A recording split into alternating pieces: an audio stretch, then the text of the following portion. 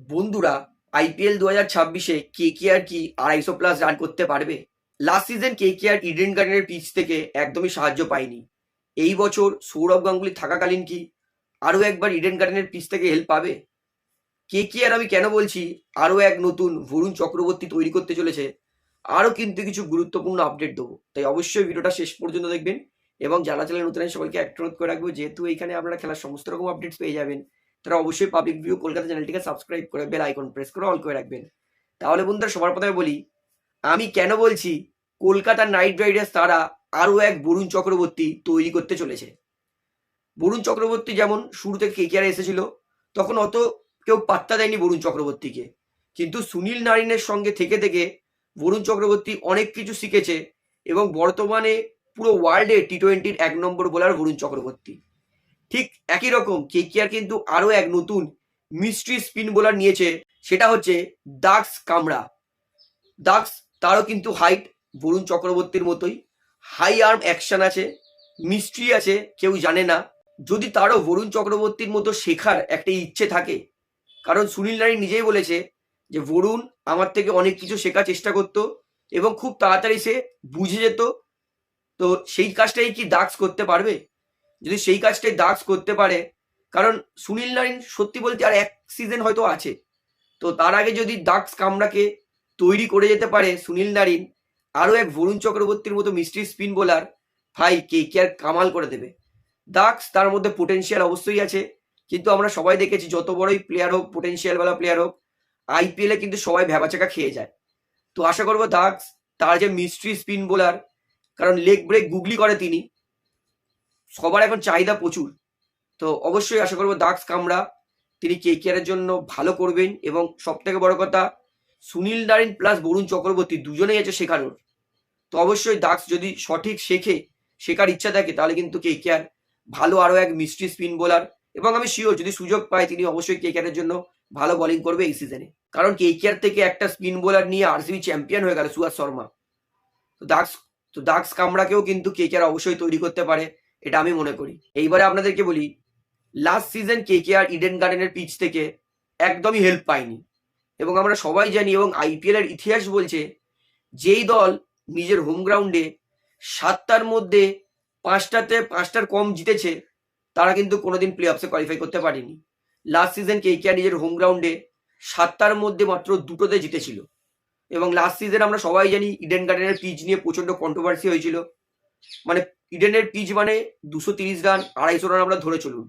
এবং আমরা সবাই জানি কেকেআর এর প্লাস পয়েন্ট হচ্ছে বোলিং অ্যাটাক, এবং ইডেন অর্থাৎ সিএবির প্রেসিডেন্ট সৌরভ গাঙ্গুলি দিল্লি ক্যাপিটালসের হয়তো সম্পর্ক ভালো আছে।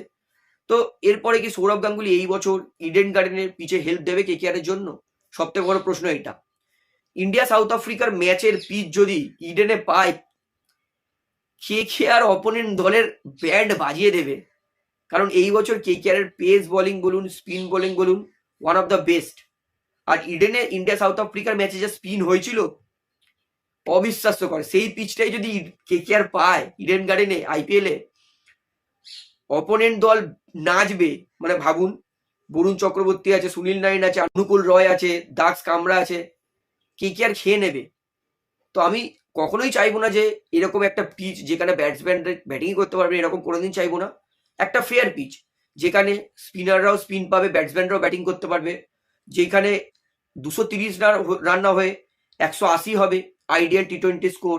ব্যাটসম্যানদের জন্য রান থাকবে, বোলারদের জন্য ভালো থাকবে। ভালো ব্যাটিং করলে 190-200 করতে পারবে, বোলাররা ভালো বোলিং করলে 150-160-এর মধ্যে আটকাতে পারবে। অর্থাৎ একটা ব্যালেন্স পিচ চাইছি, মানে পুরোপুরি ওরকম পিচ নয় যে 200-250 রান করবে, কোনো ব্যাপারই নয়। তো সব থেকে বড় প্রশ্ন, যদি কেকেআর ইডেন গার্ডেনের পিচ থেকে হেল্প পায়, তাহলে কিন্তু অবশ্যই কেকেআর কিন্তু আরও একবার প্লে অফসে পৌঁছাবে। কারণ আরও একবার যদি ইডেন গার্ডেন ইন্ডিয়ার ম্যাচে স্পিন পিচ আর আইপিএল এ কেকেআর এর সময় 250-র পিচ দিয়ে দেয়, কারণ টেস্টেও 250 করতে পারছিল না কেউ ইডেন গার্ডেনের এই পিচে, তো এটা কিন্তু আনফেয়ার হবে।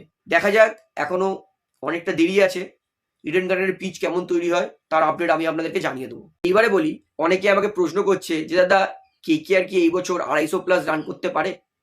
আমি বলবো অবশ্যই পারে, কেন পারবে না? কেকেআর এর ব্যাটিং লাইন আপও মজবুত। কেকেআর ধরুন হায়দ্রাবাদে খেলতে গেল, হায়দ্রাবাদে তো পিচ আমরা দেখেছি সিমেন্টের, ওখান থেকে গাড়ি এরোপ্লেন সব চলতে পারে। এবার ভাবুন সেই দিনকারে কেকেআরের Cameron Green, Finn Allen, Rinku Singh, Rovman Powell সবাই চললো। কেকেআর অনায়াসেই 250 করে দিতে পারে। অর্থাৎ 250 করার জন্য কিন্তু সবাইকে ভালো খেলতে হয়। কেকেআরের যা পোটেনশিয়াল আছে, কেকেআর কিন্তু অবশ্যই 200+ রান করতে পারে। 250 রান করার জন্য পিচও ওরকম হতে হবে, batsman friendly pitch. Sunrisers Hyderabad কিন্তু নিজের অ্যাওয়ে ম্যাচে কিন্তু ওরকম পারফরমেন্স করতে পারে না যেটা নিজের ঘরের মাঠে করতে পারে। তো এটাই হচ্ছে ব্যাপার, পিচ থেকেও কিন্তু একটু হেল্প পেতে হবে, তাহলেই কিন্তু ব্যাটসম্যানরা 250+ রান করতে পারে। এবং অবশ্যই আমি মনে করি কেকেআর কিন্তু 250+ রান করার পোটেনশিয়াল আছে। ফিন অ্যালেন একাই দাঁড়িয়ে গেলে 50 বলে 100 রান করার ক্ষমতা রাখে। ক্যামরুন গ্রিন 50 বলে 100 রান করার ক্ষমতা রাখে। টিম সাইফার্ট করার ক্ষমতা রাখে। রোবমান পাওয়াল তো ছেড়েই দিন, আরো ডেঞ্জারাস। তো কেন কেকেআর 250 করতে পারবে না? আমি মনে করি অবশ্যই কেকেআর কিন্তু যেরকম ব্যাটিং লাইন আপও আছে কেকেআর এই বছর, কেকেআর অবশ্যই কিন্তু আরো একবার 250+ রান করতে পারে। এবং কেকেআর কিন্তু এই বছর ব্যাটিং বলুন বোলিং বলুন উভয়ই খুব ভালো দল গঠন করেছে, একটা ব্যালেন্স দল। তো আপনার কি মনে হয় এই বছর কি কেকেআর 250+ রান করতে পারবে? ব্যাটিং লাইন আপ কভার করতে পারবে সেটা আমাকে কমেন্টে জানাবেন। তাহলে ভিডিওটা এখানে শেষ করছি, আশা করি ভালো লাগলো। ভিডিওটি ভালো লাগলে অবশ্যই লাইক করুন, কমেন্ট করুন, শেয়ার করুন এবং চ্যানেল নতুন সকলকে একটা অনুরোধ করে রাখবো, যেহেতু এখানে আপনারা খেলা সমস্ত রকম আপডেট পেয়ে যাবেন, তারা অবশ্যই পাবলিক ভিউ কলকাতা এই চ্যানেলটিকে সাবস্ক্রাইব করে বেল আইকন প্রেস করে অল করে রাখবেন। ধন্যবাদ।